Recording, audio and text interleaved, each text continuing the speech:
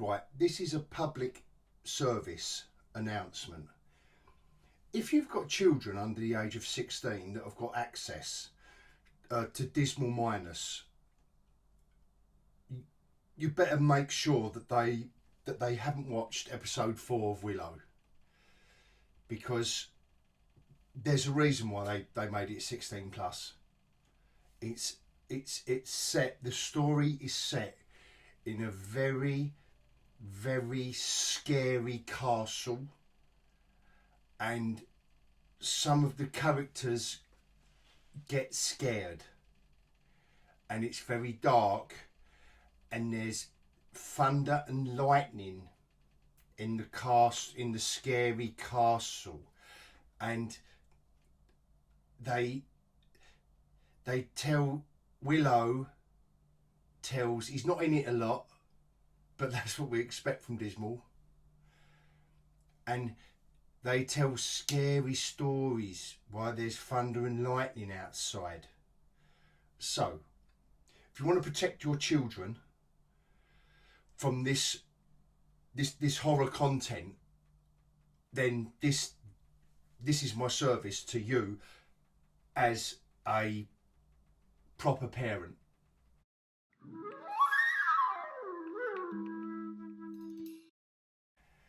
Bonjour. If my introduction didn't make you realise that was taking the piss, let me tell you, I'm taking the piss. This whole episode was set in a scary, creepy castle in the dark, and oh, Dismal, just when walking, talking, pondering, chatting, marching, oh, the first half of this episode, no word of a lie, is just our characters that have gone off on their quest. And they're sitting around a campfire. Okay, I know that trope can be used to set things up. You know, I'm taking this far too seriously, to be fair, but I do understand that the old campfire story can give you, just drop, you know, sometimes talking about an horrific character that we haven't seen yet can set it up so when he appears it gives it impact, or she can give it impact. I get it, but the first, all they do is talk. They tell you the story. If I wanted to read a book or listen to Audible, I would go to those platforms. What happened to show not tell? What happened to that? Which leads me on to my first question of the week. What is the mental age of the creators of this show? All the technical side of this show, as in lighting and set design, I suppose. I'm trying to be generous. I'm trying to be balanced here. What I'm trying to do is separate out the people that are just doing the job they was asked of, that was required of them. You know, design, give us costumes. So the costume department, there's nothing wrong with the costumes, but they're all brand new. It's so box fresh, and I know I've said this before, but nothing happens this week. It is one of the most boring 45 minutes of TV you're ever going to watch. Dismal. There are funny moments in it. Dismal Minus. But you're not even succeeding making it funny now. Willow, they're all sitting around, and Willow is lounging back, telling them horrific stories of yesteryear. And he goes, well, and we saved the world. And then one of the others goes, yeah, and then what? And he goes, oh, and then we got pissed.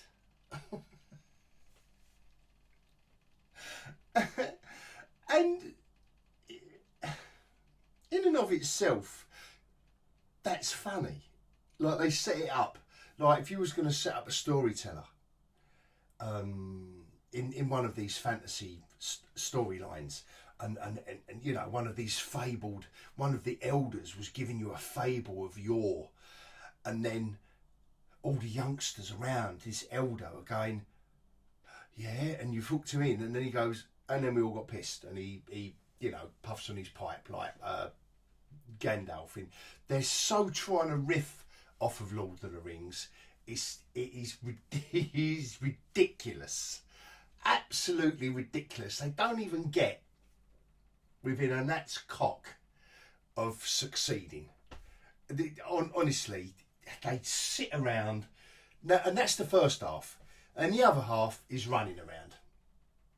They all split up and run around. I've got to admit, I will admit that I drifted off.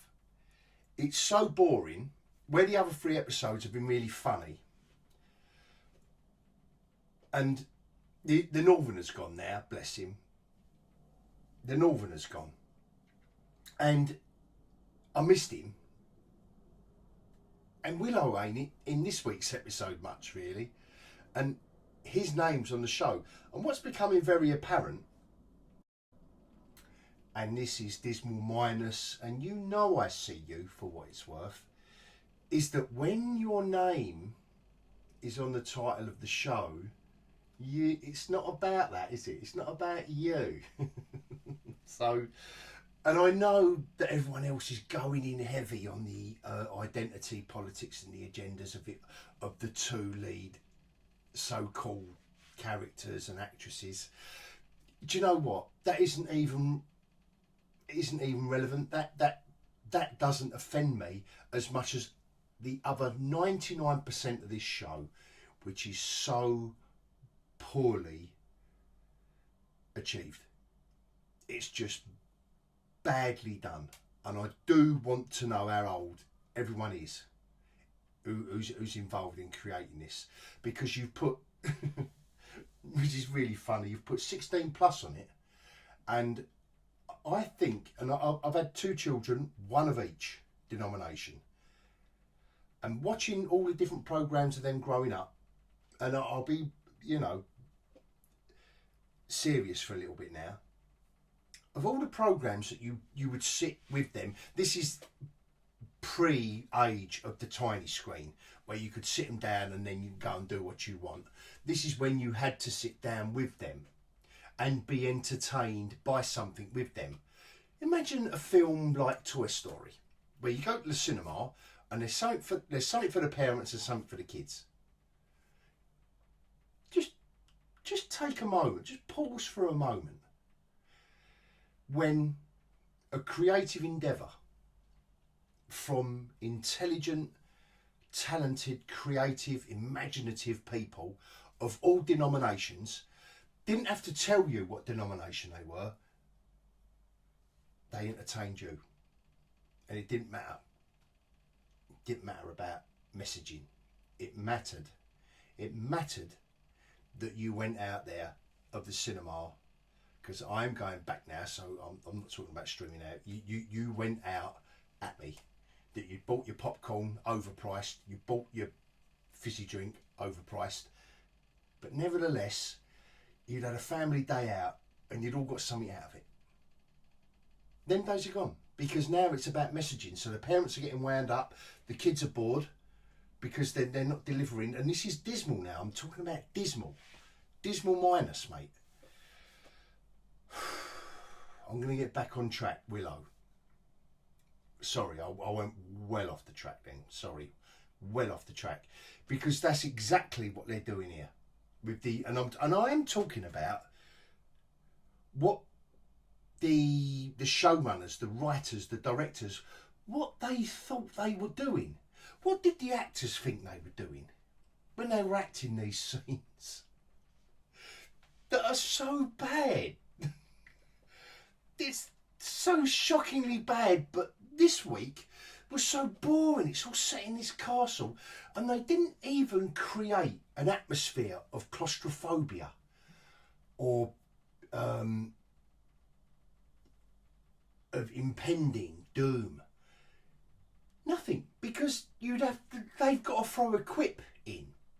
Like, oh, Dismal, they've got the quip coordinator from on the MCU side, and I think on the other side, on the proper Dismal side, they've got a quip adjudicator that says, oh hello, actually we need a quip.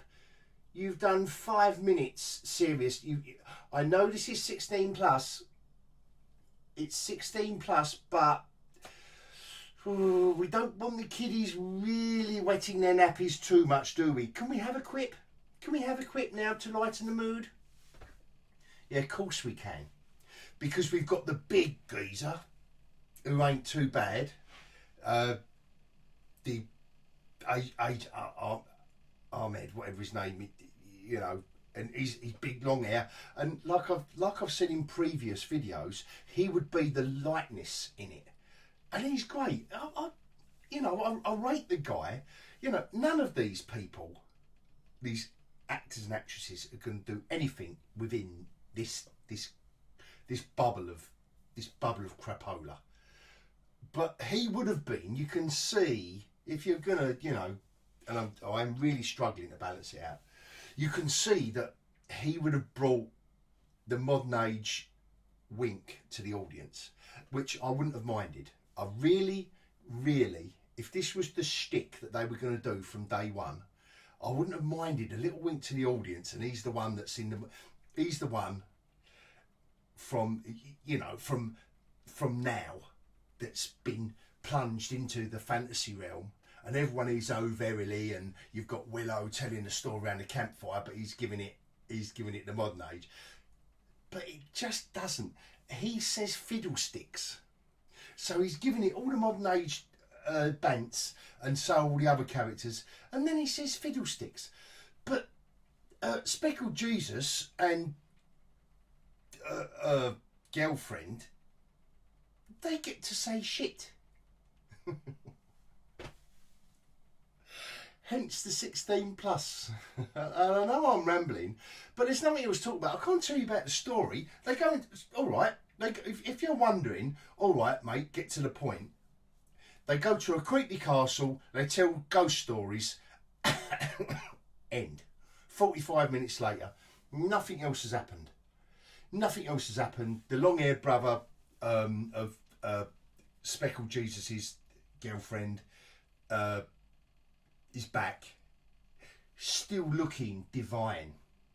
It looks like he's been locked up for a while, but he just wakes up. I think he's got a bit of straw in his hair, and then he just, you know, he fluffs his, you know, not that I'm jealous, but he just, you know, boofs his hair up and straightens out his box fresh costume, and the door's opened to his cell. First thing he says, there's no one there, and he says, is anyone there? Because everything in the Dismal universe, whatever universe they create, has got to be literally described, and everyone's got to be tiptoed through the tulips with every story. You couldn't just have him silently, the director thinking, right, let's get a shot of his face, he's worried. We've shown the audience the open door to his cell. He's just woken up. All right, he looks pristine, but let's get over that. He creaks the door open. Why does he have to say, hello, is there anyone there? Where is everyone? Why does he have to keep saying that? Have a creak in the door. Have a tiny sound of his footsteps. This is a 16 plus. If it was for 5-year-olds, yeah, have Willow in the corner of the screen narrating. He is now stepping through the cell door warily and looking left and right in case a monster is going to bite his head off. Grrr. Oh, shocking. Absolutely shocking. So, the age of the creators, the willingness of the actors to participate, and the whole thing ends with the epilogue, and Willow comes back. We ain't seen him since the beginning, round the campfire, and he goes blah blah blah blah. And once there was a portent of evil, and you know, if you've watched any episodes by now, you know how he talks. And you know, there's fiddlesticks, and then Speckled Jesus and the other characters say shit, shit, shit, shit, and then there's thunder and lightning, and the scenes you've got the one who burnt the one who burnt the buns. Eleanor, is it? Eleanor Reed? Oh, I don't know what her name. Oh, and she helps Willow in a spell. And and nothing lands. Nothing lands. She don't even look the part. And she doesn't even look the part. But anyway, she helps Willow out. And I think now, this episode, she's got her powers. How? I don't know. Why? I don't know. Because it fits the fourth episode. Is it halfway through? I don't know. Because you can put the kettle on, make a tea or coffee, and come back and still laugh. And still laugh at it. You've got the kid who's chained up with the old goatee, the prince geezer. He's all chained up at the beginning, and I was thinking, you don't even need to chain him up. Like a little elastic bands would have done. But they make it look like he's straining against the chains. Grrr. It doesn't even make sense that this little kid, you know, he's just about got enough bum fluff to grow a goatee beard. He's straining against these chains. You can hear the chains clinking. And it ends Willow still. Willow. And thus and verily does the episode end with Willow still walking and talking, telling the story. They're not showing us anything. They don't even, I wouldn't even mind if round a campfire and Willow is going, oh, and once there was evil upon this land, and it goes diddly-loo, diddly-loo, diddly-loo.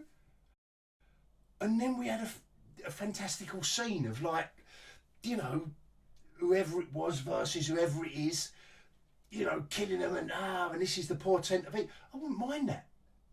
But no, it doesn't.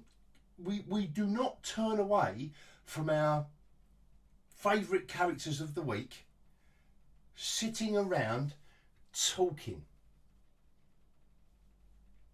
And the music, I mean, I think it's James Horner. I think I clapped eyes on his name.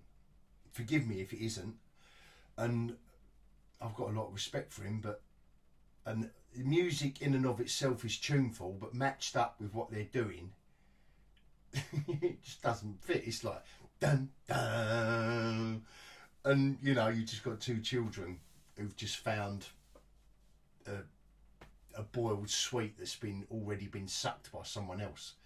It it just doesn't make any sense. It doesn't. Do you know what? I'm gonna finish it with Black Hole Sun. So you've got a fantasy series, and this, in all seriousness, this goes back to how experienced and how creative the showrunners and everyone involved in this thinks they are, by using Black Hole Sun at the end, like a kind of unplugged version of Black Hole Sun. It doesn't even make sense. Doesn't even make sense. If you're going to do something like that, the Rolling Stones tune that they used in Wednesday on Netflix, which was a superb, absolutely stonking show. That's how you do it, Dismal. You lot haven't got a clue. You haven't got a clue. You've ruined. The film weren't great anyway, really. it might have been precious to a few people from back in the day. I wasn't bothered about Willow if I never saw, you know, Willow the sequel, Willow the trilogy. I don't think anyone was really bothered, even if you really, really loved the first film. You just loved it. I liked Kroll back in the 80s. Yeah, you ever heard of that? But I don't want to see a sequel. And I know Disney have got the rights to it. I bet they've got the rights to it, Kroll. And I think they've done it in 3D as well back in the 80s. I think it was Kroll. Anyway, I'm going to end it there. That was a ramble. And it was a ramble because this was 45 minutes. Why they've chosen to give Willow 45 minutes a week, I do not know. I do not know.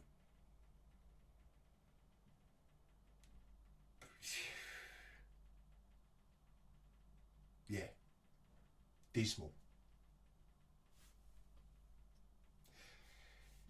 I think this was the filler episode. Yeah. Dismal. Dismal, I see you. This was the filler episode. And I know that next week you are going to deliver the frills and the spills. That all this character development and the portents of doom that you've set up. That's my prediction. I see you. It's the format. Like my old mate Space Lizard says. It's the format. Blah, blah, blah, blah, blah. So I know that next week, yes. And I can't wait, really, because I can't wait to take the piss. But this week was a bit of a bit of a downer, man. And it ends on Black Hole Sun. What do you expect? Adios.